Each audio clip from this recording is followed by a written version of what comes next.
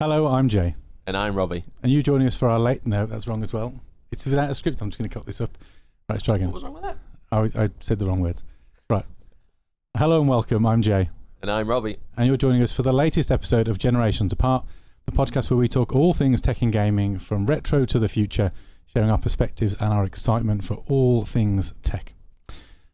Robbie, this week is an unusual episode because we're actually together, which almost never happens. In person. In person. We are in my nerdy office, so hopefully there's plenty to feast your eyes on if you're watching us on YouTube over at Jay and Robbie. You can peer at my nerdy game collection. But we're going to have a bit of an interesting episode today. We're going to talk about handheld gaming, specifically the consoles that I have in my collection. So this won't be exhaustive over the years, but we are going to go back as far as the 80s and then bring you all the way up to fairly recent, but we aren't going to go into true current gen handheld technology. We'll save that for the future.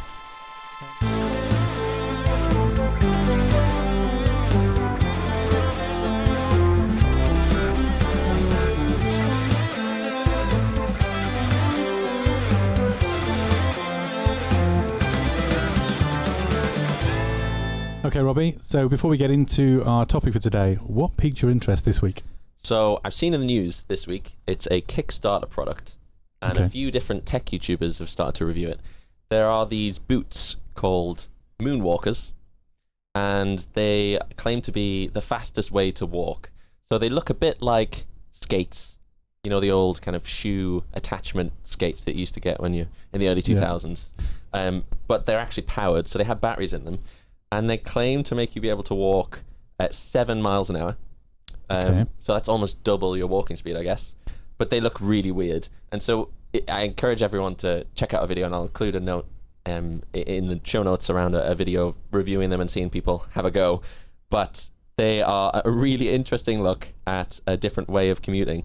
So some of the images on the website have people just walking in business wear 7 miles an hour towards work. And they kind of look like they're skating, but they're not quite. You're supposed to walk in them, and as you step on the floor, a bit of power gives that foot a bit of a boost. So it looks like they take a while to get used to, but just a really weird and interesting new way to commute in a powered way. In a world of fascinating electric skateboards and electric scooters, you now have just electric shoe attachments. I'm trying to imagine London commuter traffic turned up to 7 miles an hour. Yeah. And I think that's frankly horrifying. Yeah. Can you imagine the tube? That's what getting on the tube. Yeah. Yeah. That's one of the criticisms, that it's between speeds. Like, you wouldn't go in the cycle lane because you'll get hit by a cyclist who's far too fast. But then on the actual path, you may end up scaring the hell out of people who are you're just walking around at 7 miles an hour, twice their speed. So you'd need some sort of like moon boots lane somewhere between the cycle lane and the walking. Okay. Which, in London, an extra lane, can you imagine? It's not room. There's not room for it. Definitely not. Interesting. Okay. Anyone watching the video is going to probably have a rough idea where I'm going with my interest. I don't think I need to know what piqued you. Don't need to ask what piqued your interest this week. It's been a light week for me from a technology perspective. It's been my 40th birthday. Happy birthday. Thank you very much. And as one of my gifts, I received this rather hefty and pretty cool WWE retro wrestling belt. Very nerdy. I appreciate not to everyone's taste. Not really on brand with the podcast, but I thought I'd share it because it's relevant. The reason I've had this for my birthday is that I've long wanted one as a kid. You know, as a fan of the wrestling back in the day, the Ultimate Warrior, Hulk Hogan, Macho Man, Randy Savage, and the like. I'd always wanted a belt. You always dream of having a belt. Yeah. And they make these replicas. They're not cheap, to be honest. They are collector's items. They are really aimed at adults. But this particular one that I'm wearing, you can sort of see it over my shoulder if you're watching us on YouTube. But it's a chunky white. It's the Winged Eagle. And it's relevant because this was the belt that the Ultimate Warrior wore back in the day. And if you can also see my T-shirt, you'll notice that I am a fan of the Ultimate Warrior. That was my favourite wrestler as a child. Always has been my favourite, and I think I'm super excited about wrestling at the moment because I have the benefit as part of my 40th of going to LA for a week. I've never been before. Really looking forward to that, and as part of that trip, I'm also going to WrestleMania. So having never been bring it with you. I'm not, because it weighs a ton. That's the one thing that I picked it up earlier. That's the one thing that struck me, is that I remember as a kid, you used to be able to get like the plastic ones from like Argos, but this is a really heavy leather and metal actual belt. It's really heavy. It's like I genuinely didn't know what to expect when I asked for this. And when it was gifted to me this week, I opened it and was immediately taken aback by how big it is. I'm not sure where I'm going to display it in the office. I haven't got a lot of space. I'm going to have to find somewhere suitable to show this thing off. But also, yeah, it's chunky. It's heavy. I am going to put it down in a minute because it's not practical to wear for the whole podcast. But I thought I'd just call out. So for me, what piqued my interest, it's been a light week. I haven't done a lot of reading. So for me, it's all been all about the birthday. And this particular belt was something I'd just share as another insight into my nerdiness. So Nice. now you know I also like the wrestling. So I'm going to put this down now, so hopefully it doesn't create too much of an audio crash or a noise. But you want to jump us in and start talking about the handheld topic of the day? Absolutely. So just off camera in front of us, for anybody who's watching the video, we have a handful of handheld games consoles that we're going to go over. And we've got a few, so if you do check it out on YouTube, you'll be able to see the consoles that we're chatting about. But we have, starting with the earliest, Jay, I don't know if you want to give it a bit of an introduction. I will. So, yeah, and we'll apologise in advance. This is going to be a sort of visual-heavy episode. We appreciate that doesn't work for all, but we'll try and describe them as best we can and avoid any references to what you can't see on screen if you're listening. But yeah, so the first thing I wanted to show, and this will be nostalgic for many people of my age, and I'll just sort of hold it up to the camera, broadly speaking. It may not be in focus, but this is the original OG Game Boy, released in 1989. It's iconic at this point with its slightly yellowy green tinted screen. This one's in particularly good condition. This actually is my brother's from when we were children. This is our original Game Boy, so not one I've rebought. I rescued it out of the loft recently and gave it a good clean. And fixed it back up again, and it works perfectly, which I always think is astonishing with tech that's this old. Yeah. This is nearly as old as me, and it's older than you, Robbie. Yeah, it is older which is frightening, isn't it? They made things very well back then, though. They did. Made things to last. Quite honestly, there's not a lot to it either. When I took it apart, it's a board, there's a screen, there's a battery compartment, and a handful of buttons and some rubber. You know, it's really not much to it, and if you want to manhandle that... It's heavier than I remember. It's not that heavy. I mean, I don't think it's got batteries in at the moment. You can try it. But yeah, the OG Game Boy is where we wanted to start this journey. That is the sort of oldest handheld console that I can remember. As I said, we owned one. Said the year, yeah. I did say 1989. 1989, yeah. I was doing 6 years old at that point. And -5. Yes, thanks very much. And but as I said, my brother owned that Game Boy. I didn't own a Game Boy. As a child, when they were released, I was convinced and talked into by my parents the Game Gear, which was Sega's alternative to the Game Boy. The main reason being, and its selling point, was that the Game Gear had a colour screen. Yeah. And for those who sort of remember them, they are more similar to, I guess, a Game Boy Advance in terms of their shape. So it was screen in the middle, D-pad on the left, and buttons on the right, whereas the Game Boy has that kind of upright function where the screen sits above the control deck. The Game Gear, frankly, didn't have the games to stand up to Nintendo and the Game Boy. And as much as I enjoyed the games I did have, I had things like Columns, which was a cheap rip-off of Tetris. On the Game Boy? On the Game Gear. Oh, the Game Gear, yes. Sonic the Hedgehog. I think I had... I remember having something with either Donald Duck or Scrooge McDuck in it.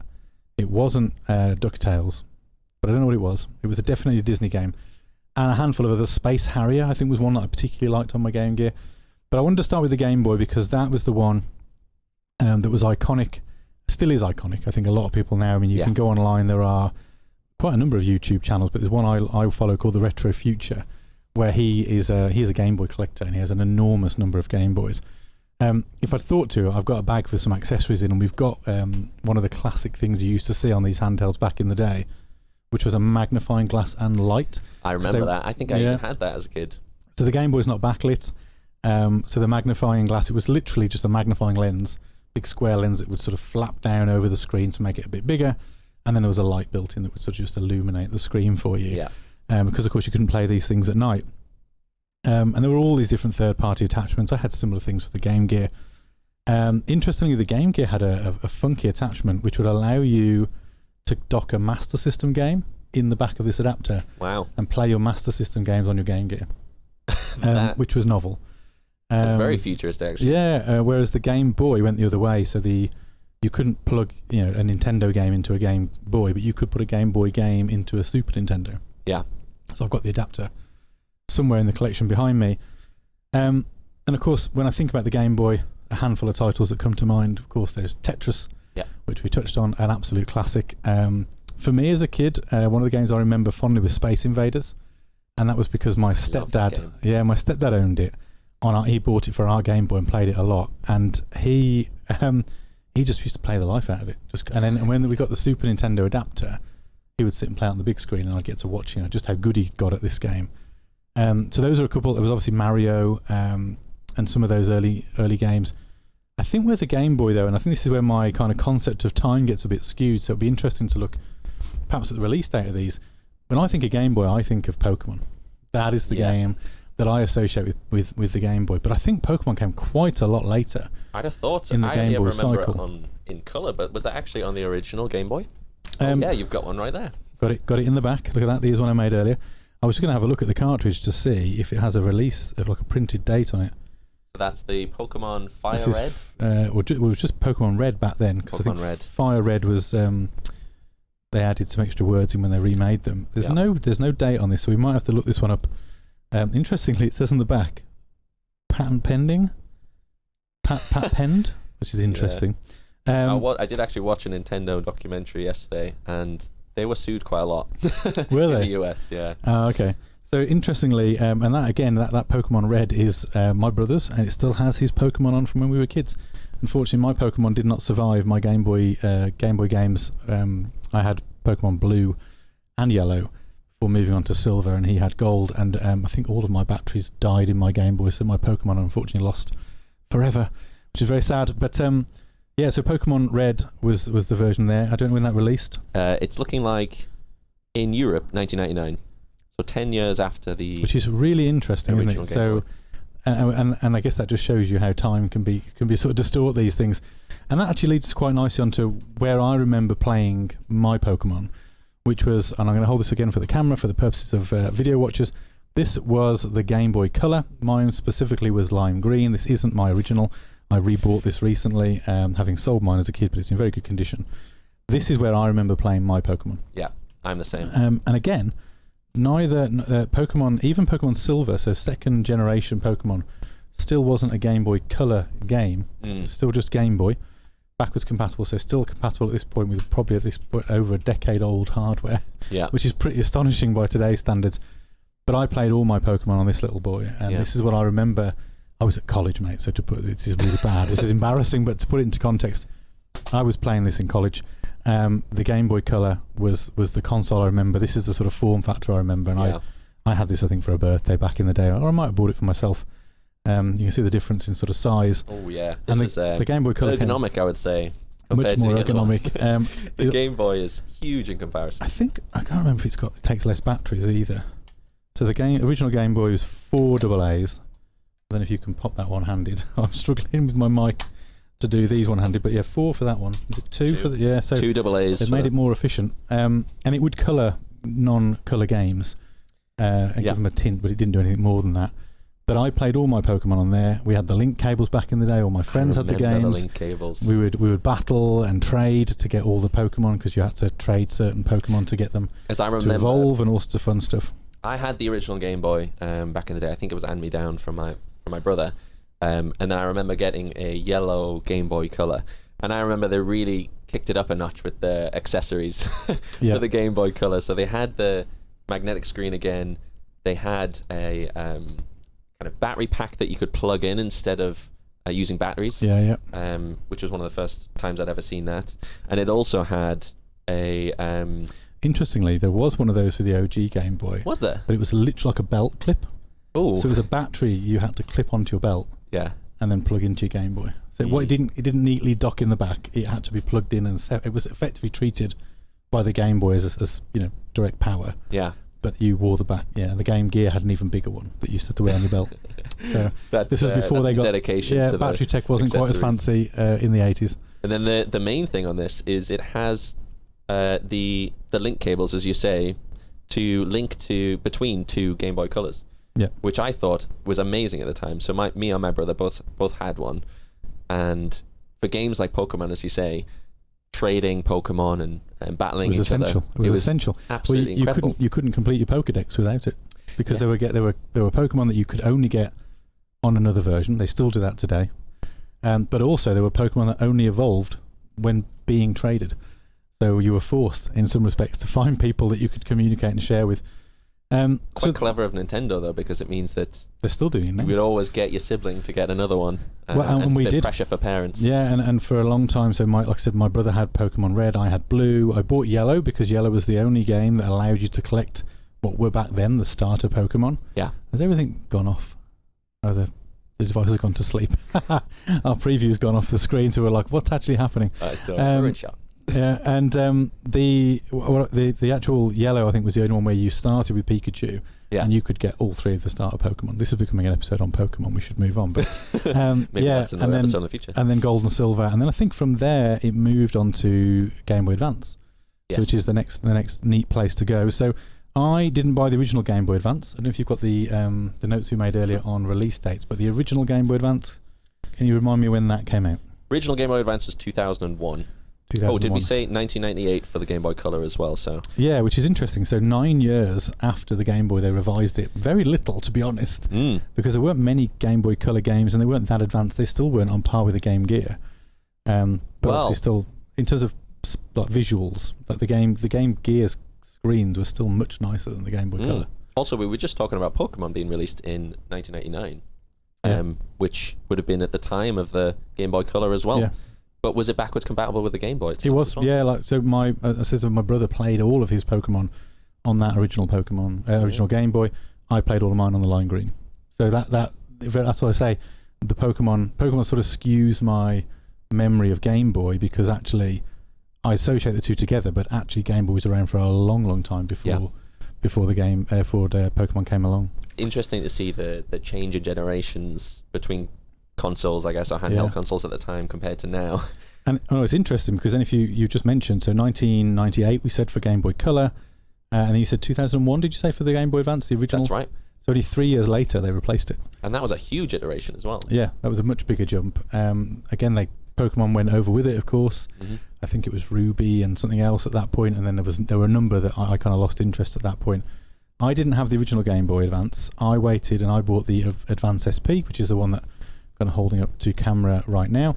It looks like a very it looks like an original flip phone almost. It does. It's very square. Yeah, and you know the change here, I suppose, in some respects, the Game Boy Advance, its form factor, as we mentioned earlier, was more like the Game Gear. So it put the D-pad one side of the screen, the buttons on the other, and it was I guess it was more horizontal in its length. Reminds me of like an old PSP as well. Yeah, absolutely. Whereas the Game Boy Advance SP took it back to what really, if you hold them together, looks much more like a Game Boy when it's folded out, but it folds away to be neater. So the Game Boy Advance SP... It's like they pivoted back to... Maybe the Advance wasn't as successful in that format, so they pivoted back to this. It's interesting, isn't it? Because if you look at them, you can see the evolution between these consoles. So we'll talk about what came after the SP in a minute, and we can kind of compare them. But the SP and the hinged screen would go on to inspire the next generation of handheld consoles from Nintendo. I didn't use the SP a huge amount. I had that version, again, not my original. I rebought that as part of the collection. I had the Cobalt Blue, quite a popular one. Hard to find these things in good nick, as you'd expect. They got thrown in and out of pockets. The backs and them tend to be very heavily scratched or damaged. I think that's a really good point as well, the fact that this is highly pocketable compared to the others. Yeah. It much more. No wonder why this is so much more successful. I can't remember if it could play. I'm just trying to remember whether you could play. I don't know if it would actually take a Game Boy game. I might be wrong. I think you can put a Game Boy game in that, but don't hold me to that. I'd have to double check. And we can do a quick search. But I thought a Game Boy game would go in the back. I remember at the time. I don't think you could, because I think it had a slightly different. The way around. Oh, you heard it here first. It goes in. There you go. It's ugly as. It doesn't really... Form factor wise, it's not practical. But it does do it. And Nintendo have a history of making things backwards compatible. That's something they're very good at. So the GBA, what did I play on that? The only thing I remember from the Game Boy Advance, aside from Pokemon, which, as I said, I bought, and I think that was the generation I kind of slipped away. That's when I left Pokemon behind, really. Yep. Was a game called Advance Wars, which they're remaking now. They're doing like a remake of 1 and 2, which was a tactical kind of war game, but done in a slightly chibi kind of kid-friendly style. Yeah. Very popular. Quite tough when you got into the later levels. But that was all I really remember from the Game Boy Advance. I will have had other games, but it's a weak library, to be honest. In my opinion, there's a handful of Marios, but they were remakes. They were kind of ported. Well, I think from the Nintendo games, this is probably where they start to branch out in other ones as well. I remember Spider-Man games on there as well. Yeah. And some Disney ones. I think there were some fun Disney ones on there. I think the challenge is if you could just shout out the date again. I think the SP was it early 2000s. Yeah. So as we mentioned on one of our retro podcasts recently, the PlayStation 2 would have been in my house by that point. And I think just given my age, around 2002, I'd have been just sort of broaching 20. I think it was the point at which Nintendo, as a franchise and as a brand, wasn't really aligned with teenage me, early 20s me. So I'm sure there was much more on the Game Boy Advance to talk about, but it really wasn't something that held appeal to me. By that point, I was on to 3D, the great games, PS2, GTA, Gran Turismo, these kind of big budget, high-end graphical games. I guess more grown-up games, for want of a better word. I think it's partly that, but also at the time there wasn't a huge disparity between the power that you would get in like an arcade machine to what you would get in these formats here. Whereas as the proper consoles that you'd have at home plugged to the TV got more and more powerful, the games got really advanced and really entertaining. So I think maybe you just move on from there as well. They were much more limited, as you say. Much more limited in terms of what they could do.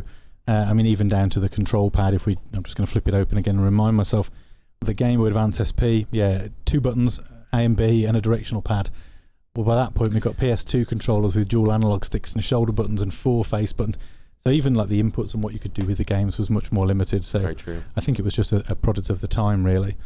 So where we went next, though, and I didn't own this, so this is not my DS. It is an original from within my family, though. It's my wife's. So this was my wife's DS, and she used to enjoy some of the puzzle games like Professor Layton. And of course, for anyone who remembers the DS, this was the DS Lite, so I'll just again waving that for the camera's benefits. But this is the white DS Lite. It's the clamshell design, so again that folding screen, and when you put them together, you can see the inspiration from the SP. It's like a wide Nintendo SP. The SP looking a bit about the size of a postage stamp. Oh, not postage stamp. Sorry, a post-it note. It's a big old postage stamp. Yeah, it's a big old. More like a post-it note. And this one's probably like that and a half, maybe that and an extra 2/3, perhaps. Yeah, a little bit bigger. DS obviously standing for dual screens, which I didn't actually know that. Did you not put those? No, I think I also didn't put that together to start with. And one of those screens is a touch screen. The other is just a standard display. And this ushered in. This was a bit like the Wii. This was a console that reached beyond gaming, because if you remember, the DS and that generation was the likes of the brain training game. I remember that. Which people, I remember my aunt buying one of these for my nan at the time, who would have been, I'd guess, then in the 70s. And my nan sat there playing it on a DS, which is bonkers to me. And she's training her brain. And then I remember playing it with my mum as well. Yeah, she had a console, and I had one too, and we used to play games together. So again, another interesting console. This one took much smaller cartridges, but if you look on the bottom, Robbie, you'll see there is a little blank there. Oh yes, it also took Game Boy Advance. Game Boy Advance ones, yeah, so you could play Game Boy Advance on your DS, which again I think is really clever, because it helps to bridge that divide, doesn't it? You're not replacing and then losing access to all those games you enjoyed on the previous console. You're taking them with you onto the next one, so you can still enjoy those games while you're buying and building your library.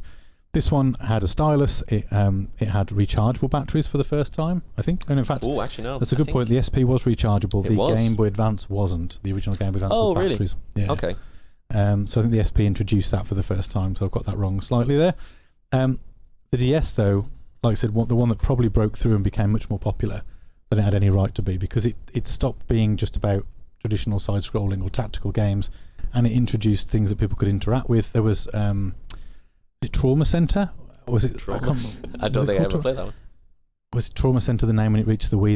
There was a series of games on this where you used the stylus to perform operations and to remove and then stitch people up, and you did it against the tartar clock.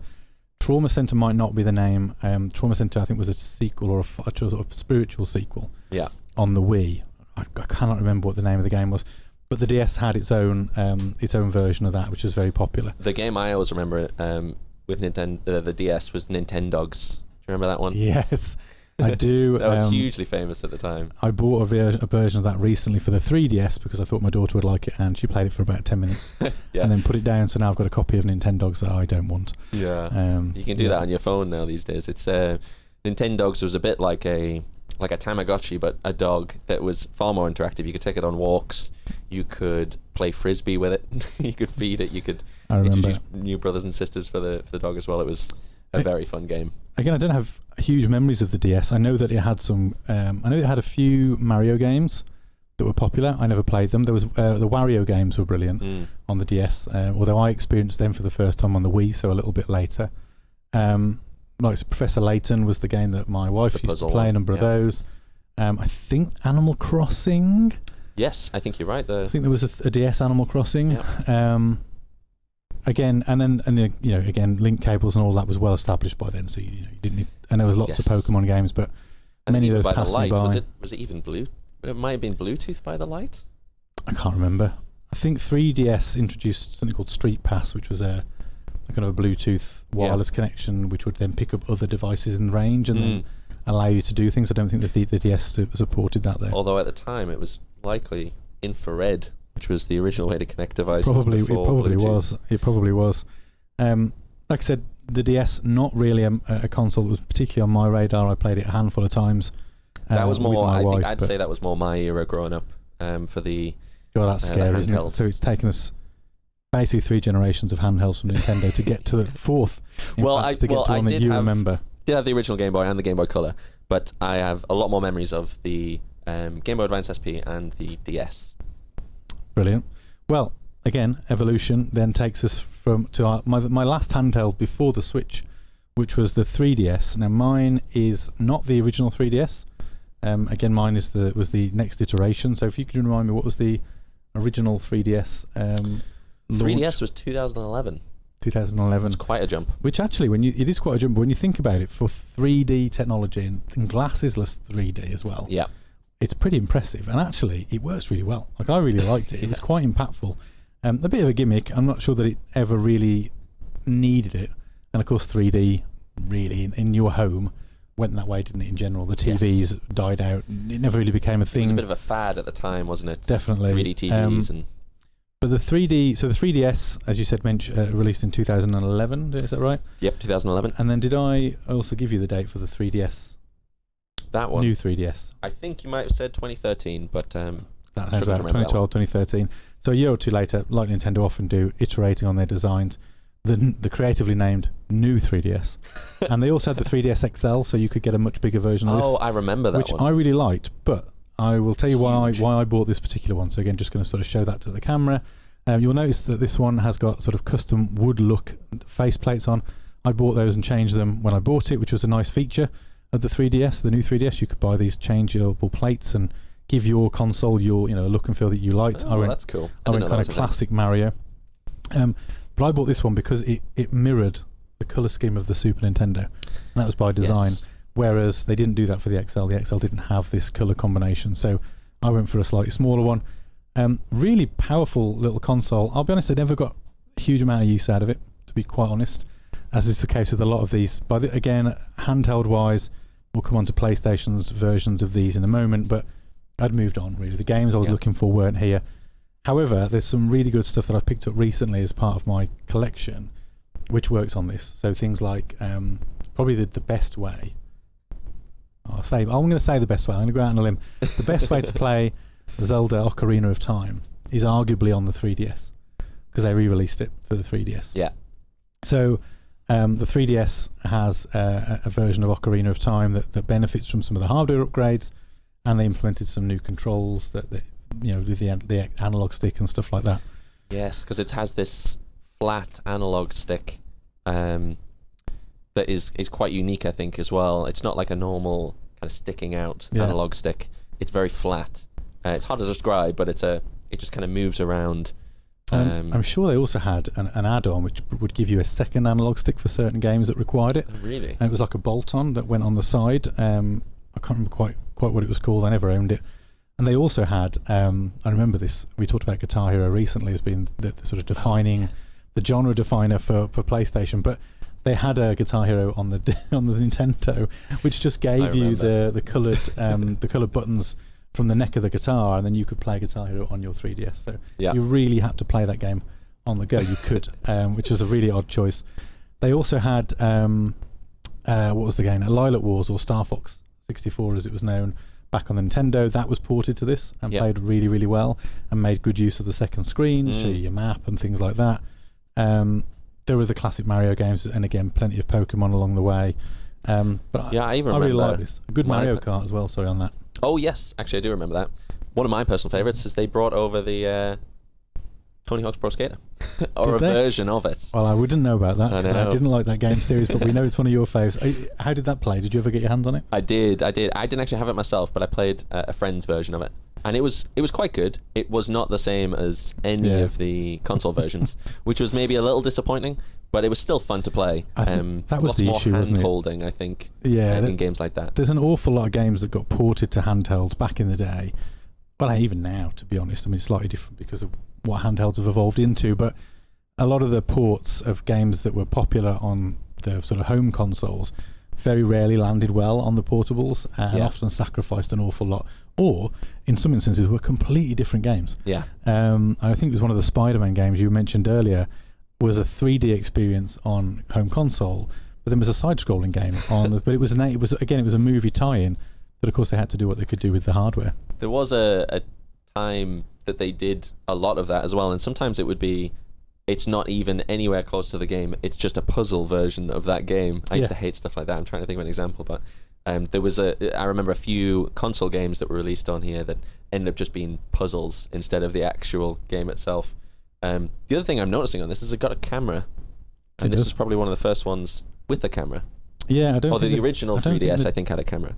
It probably did. I don't think the DS did it? No, nope. I just checked that before. Is that what you're doing? Yeah. So there's some interesting features you can do with that as well, because it's also a 3D camera.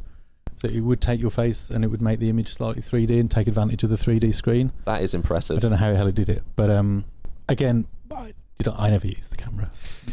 I've heard that. Took a couple of novelty. I think there was the one on the back as well. There's just two on the back. That might be how you do the 3D. Yeah, I took some pictures with it, messed about with it, but I'm sure there were some games that took better advantage of it. The 3DS didn't really sort of penetrate in the same way that the first DS did. From a sales point of view, I don't have the numbers here in front of us, but we can try and pull them up maybe. But the 3DS, because it was a kind of a slightly gimmicky extension of the DS, of course there were certain games that would only run on the 3DS.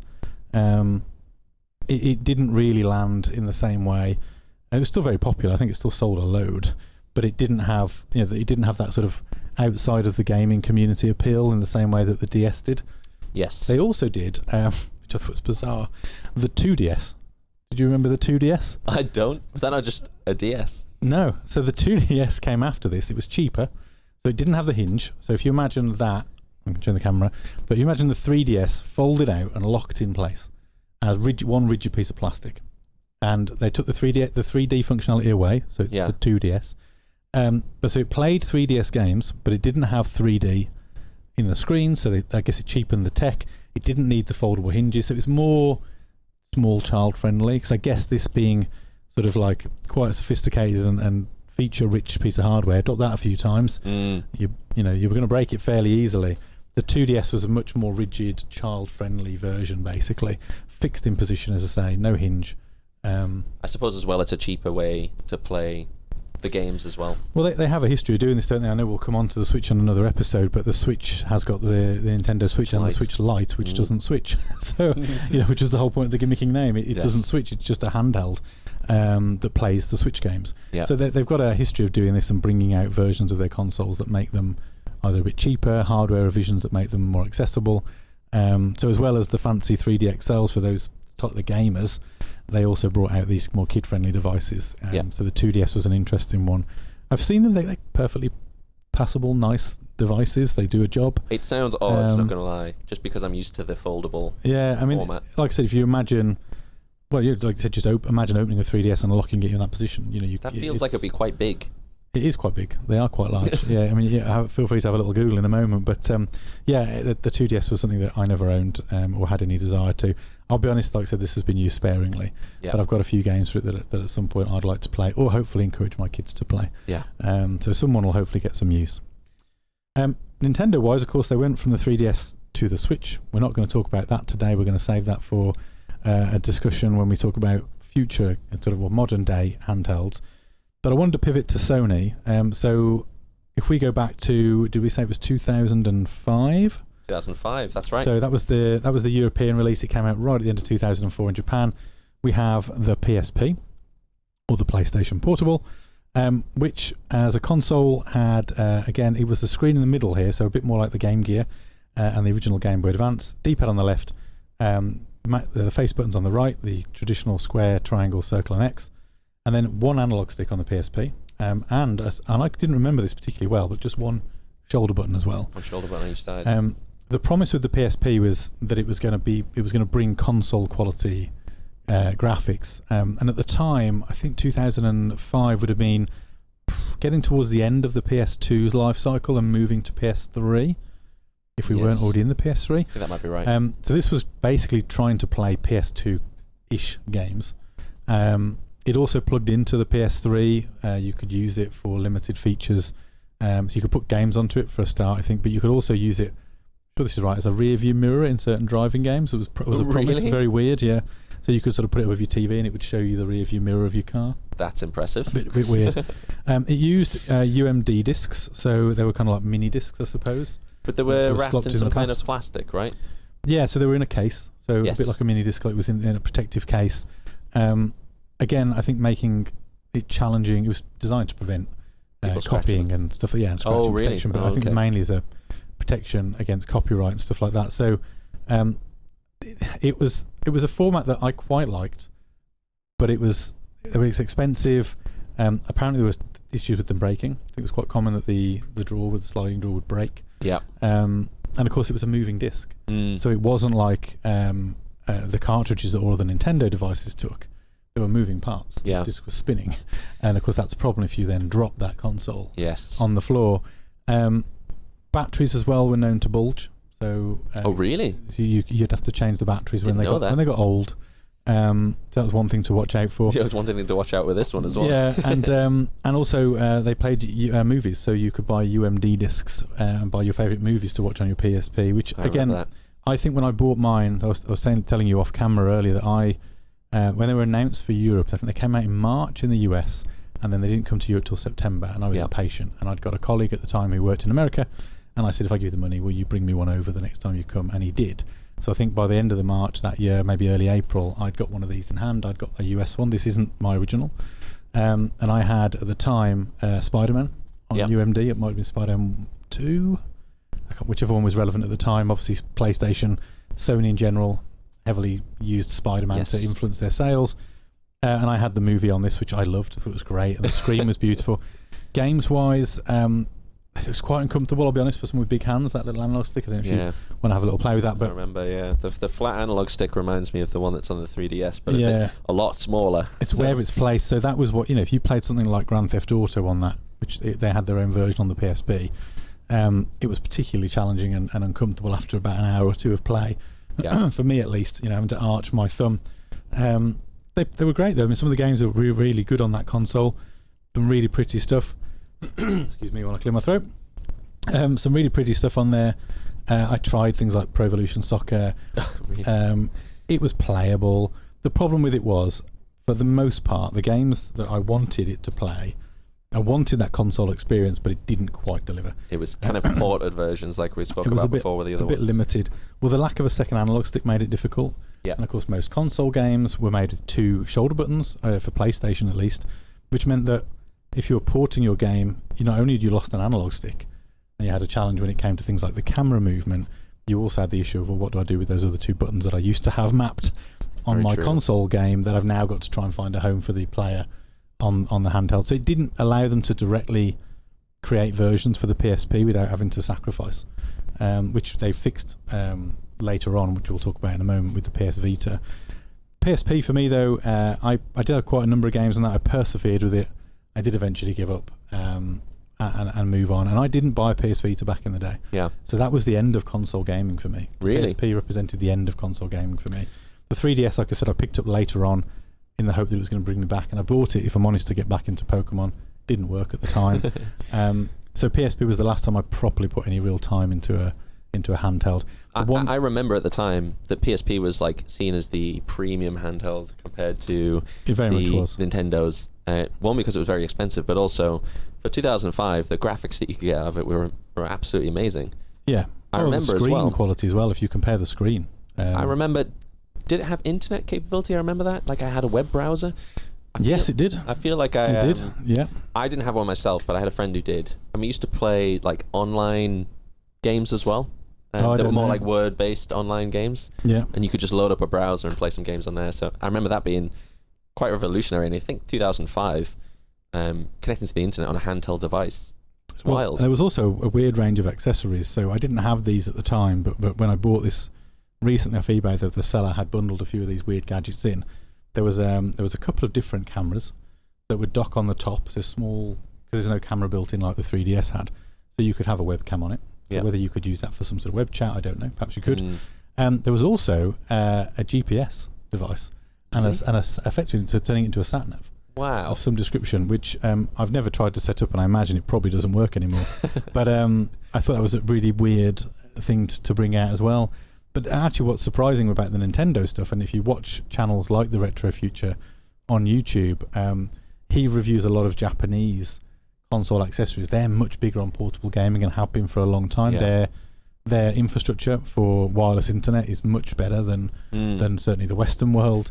So they're able, and have been for a long time, to take these mobile devices on the go and play online. Monster Hunter, for one example, has always been a handheld game, had been until very recently, when it moved over to console. Hugely popular in Japan. So there are some really weird accessories that you can get for these things that never made its way to the Western world.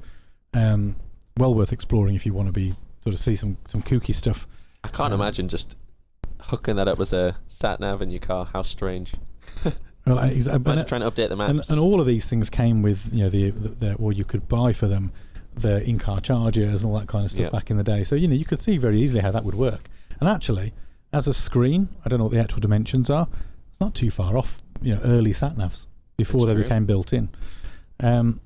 The last one in my collection then to talk about in the retro space is the PS Vita. So I'll just again hoist that one up. I was going to say as well, sorry, there was a revision of the PSP called the PSP Go, which I think did away with the UMD discs and was digital only. Oh, I think I do remember that one. And all of the Sony consoles shot themselves in the foot by having proprietary memory sticks. Yeah. So it was like the Pro Duo or something like that went in the PSP, similar to their cat line of cameras. So that was always a bit of a pain. PS Vita, I'll just quickly hold that up as well. So this is the OLED model. I specifically went out for the OLED one. The early PS Vitas had OLED displays. They did replace those in later revisions, I presume because it was cheaper to make them. This has two analog sticks, much nicer to handle than the PSP, one on either more side. Like traditional analog sticks, don't they? Just a little bit shorter. And actually, putting it next to the PSP makes the PSP look really toy-like. But at the time, as you said, the PSP was the kind of cutting edge, the premium handheld. This replaced that and became the premium handheld. So the PS Vita, OLED screen, larger device, much weightier but more premium feeling. Yeah. I think still only one shoulder button, so one shoulder button on either side. So limiting a little bit there again in terms of what you could do. It had a touch screen on the back, so that's a touch screen all the way across the back. Oh, really? Yeah. Interesting. Was the PSP touchscreen? That wasn't touchscreen. No, not front or back. Oh. I think this might be front as well, but don't hold me to that. All the traditional buttons that you'd expect on a PlayStation, start, select, all that good stuff. Camera, front and back. Wow. Again, you could buy the games on cartridge, much more akin to the DS. So no big UMDs anymore. Yeah. But again, a lot of people would just have memory cards and download them digitally. You could also, if you had your PlayStation Plus subscription back then, download PS Vita games and PSP, I think, back in the day as well, to be fair. But PS Vita was more popular. PS Vita games would come to PS Plus, and then you'd be able to download them to your PS4, and then use a transfer cable to push them onto the Vita, or download them directly to the Vita. Very clever. So again, I never had this one. Like I said, back in the day, I've dabbled with it a little bit. Again, I think it suffered like a lot of the handhelds with not having enough support from developers. So there's an Uncharted game for this that's apparently very good. The Wipeout games are always good fun on these things. I tried a Call of Duty, not because I wanted to, but because it came with it when I bought it, which was frankly rubbish. Yeah, I actually remember a Call of Duty game on the DS that was also quite rubbish. I'm not great at them.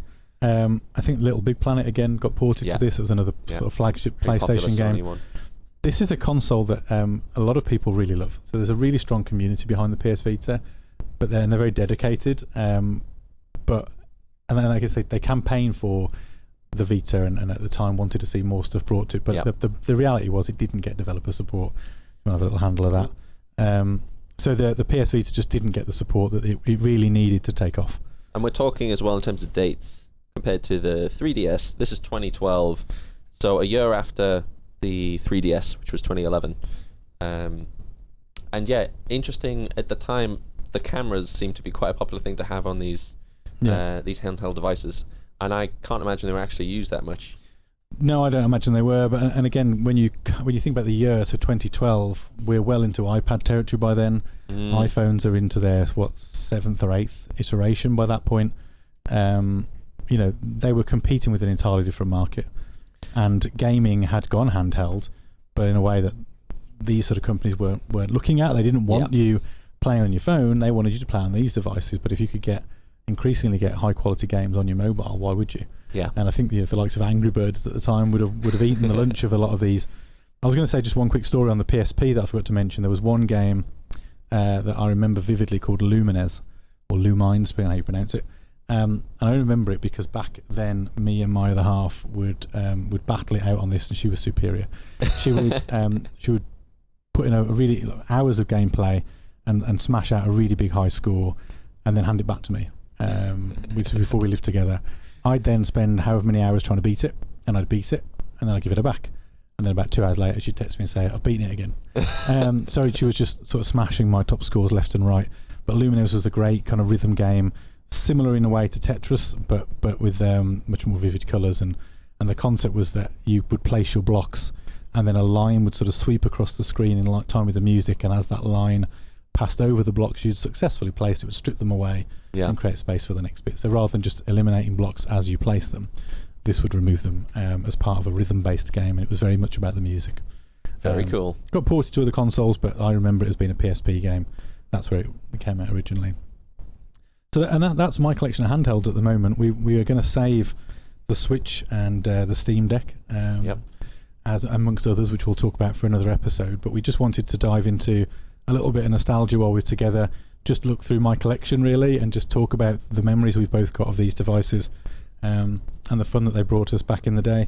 You never said, did you ever get your hands on a PS Vita? Was that something that was relevant to you? PSP and PS Vita was always a bit out of reach for me. They were quite expensive at the time. And yeah, unfortunately I didn't get hands on them, but I did have friends who had them, and I played a few times. The PS Vita, I remember at the time, was very futuristic. Was that, I remember, one of the first ones where you could anything that was directly ported from PlayStation, you could even pick up and continue playing? I think there was, I think there was some cross-play because we were into cloud gaming and cloud save territory by that point. I remember thinking that was amazing. I even remember, I think, the advert at the time where the guy is playing on his PlayStation, and then he leaves his front door and he continues playing the same game as he's walking out the door with his PS Vita. I think the reality was that very few games, high-end games, supported that. Yeah.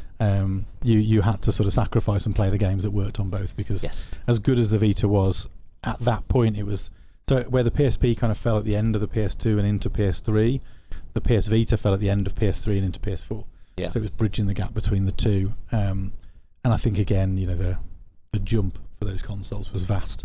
PS3 as well, a difficult console for a lot of people. It was popular, but it took a long time to reach the sort of numbers that PlayStation were used to, and Xbox 360 ate a lot of their lunch that generation before they caught up and made right some of the wrongs. So I think again there was a bit of trouble with some of the games and the availability between the two. I do remember Sony having an image at the time for the pro gamers which was obviously very desirable for anyone who was is trying to get into it. But it was more premium, I think, at the time, is how it's perceived.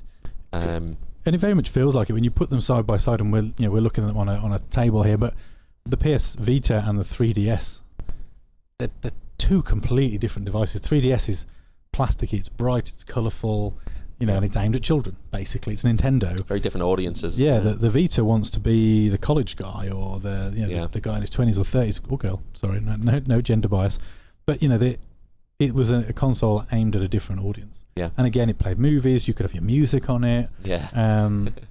Actually, one of the more interesting uses in recent years, and this is why they're hard to get hold of, if you can get these devices with older firmware on them, there's a certain point where people have been able to hack them, and they're really good as emulators. Oh, really? So they're heavily used for sort of emulating old games because they do a really nice job of it. They've got a lovely screen. The form factor's lovely. I mean, the hardware itself is really well made. Yeah. The device is fantastic to hold and use. Again, there's just not the software there. And OLED screens back then, that's really impressive. OLED's it added to the price, I think, then, unfortunately. I think it added to the price. Yes, yeah, it would have. OLED, I think, at the time would have been very early in that tech. Although early days in OLED was suffering from screen burn and things like that, so there's probably a lot of that at the time. Yeah, and as I said, they replaced them. They, again, like the PSP, they revised the hardware multiple times. Yeah.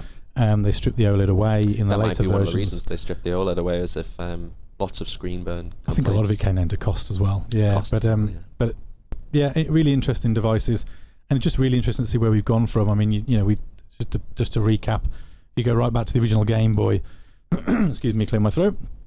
We were talking about D-pad and two face buttons, and start and select, and a yellow screen, no colour. And then by the time, at least my collection of handhelds had finished, and of course we can go on now with where handheld has gone, and is going in the future. But the Vita, an OLED screen, beautiful vivid colours, two analog sticks, full D-pad, face buttons, shoulder buttons, a touch screen. We've just got that much more advanced, and it really has gone in line with gaming, because the consoles did the same. Yeah, as we say, because the Game Boy was originally competing with arcade games that had two buttons and maybe a joystick. So I guess the expectation on different types of inputs has grown as they're competing with more console inputs. Well, even in the late 80s, the Nintendo Entertainment System was exactly the same, wasn't it? D-pad, two buttons. The Super Nintendo introduced two more, which they didn't follow suit with the Game Boy Color. Interestingly, they stuck with just the two. They could have gone for four then. And even with the Game Boy Advance, as we mentioned, they didn't bow to that pressure. It wasn't until you got to the DS where they introduced two new buttons, which was a bit weird, really, when you think about it. But I suppose the ethos of handheld gaming specifically is about simplicity, isn't it? Yeah. And that play on the move, simple pick up and play. You didn't need any more than that, really. Yeah. For the most part, for those games anyway. Like you said, things have moved on, and I'm not entirely sure. And this is perhaps a question for you. What are your thoughts are? But for me, PS Vita, fantastic piece of hardware, really impressive. But like I said, lacking the software that really drove that console. When you look at the simplicity of the Game Boy and the simplicity of something like Pokemon, and look at how far they managed to push those consoles with relatively simple pick up and play games, even things like Tetris, Space Invaders, those kind of games work perfectly because they're so simple and they're convenient and easy to just pick up and play, which is what these things need to be, isn't it? They're going to be in your pocket.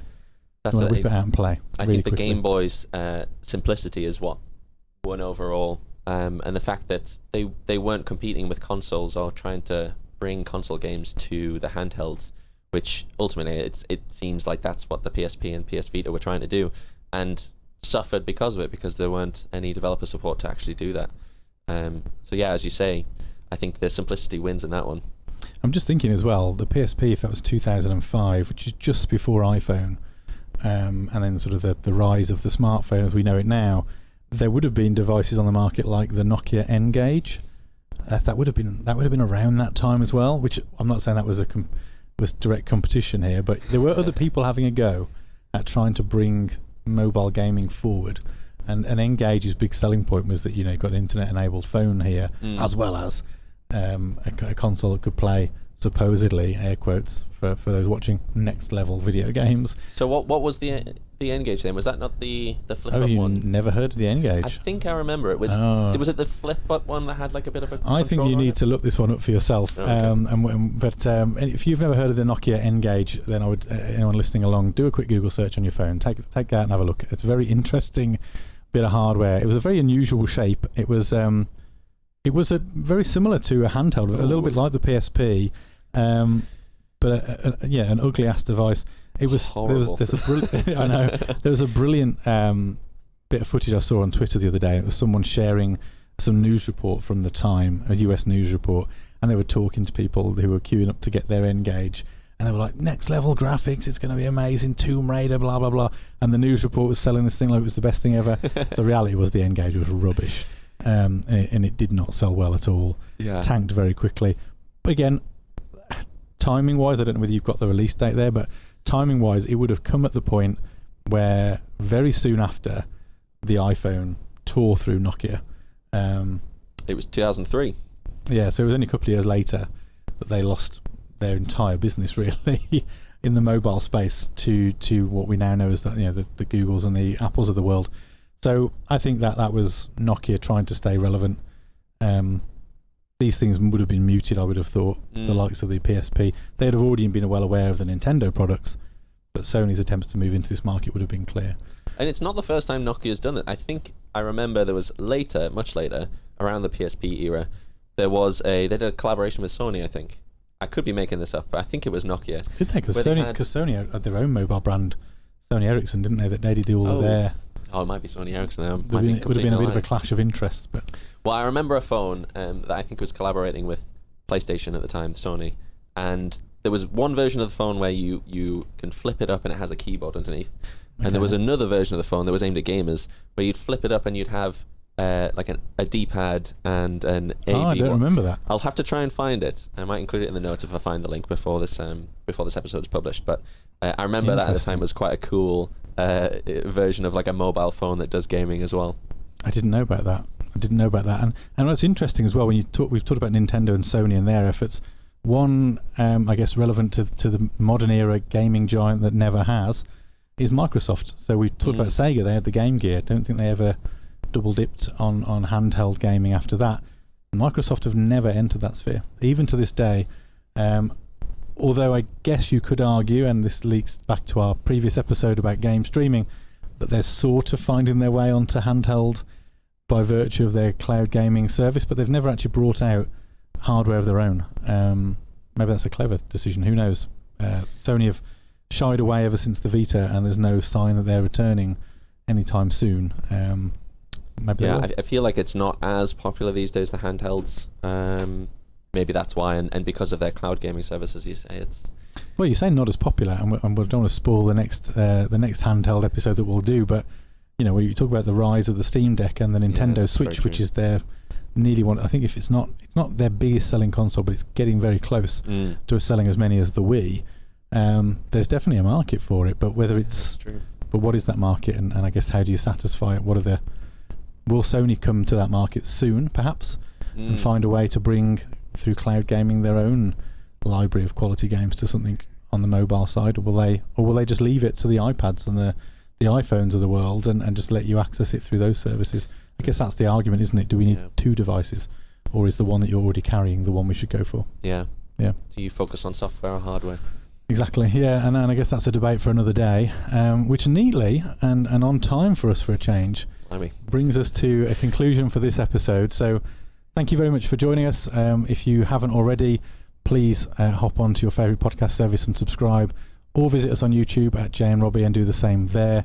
Leave us a comment, tell us what you remember from the handheld generations. We'd love to hear about your memories and your thoughts on some of these consoles that we've discussed, and others, as we appreciate there's a whole market that we haven't dipped into. Did you play the Ataris of the day or others? You can watch us on Twitch. So one final reminder, we stream 3 times a week over on Twitch, again at Jay and Robbie. We play all sorts of games from old to the new. Sometimes it's just a bit of Fortnite for fun. Sometimes it's a retro games console or a classic like Gears of War, which we recently finished. But you can find us over there. Until next time, we will see you again in the future. Bye.